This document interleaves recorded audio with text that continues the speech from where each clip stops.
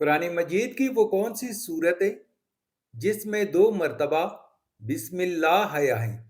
سورہ رحمان، سورہ نمل، سورہ یاسین۔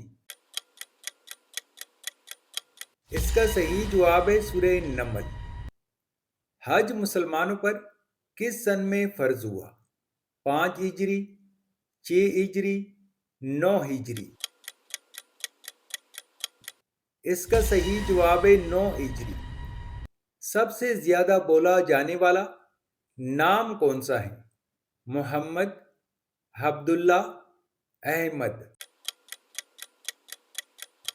اس کا صحیح جواب ہے محمد۔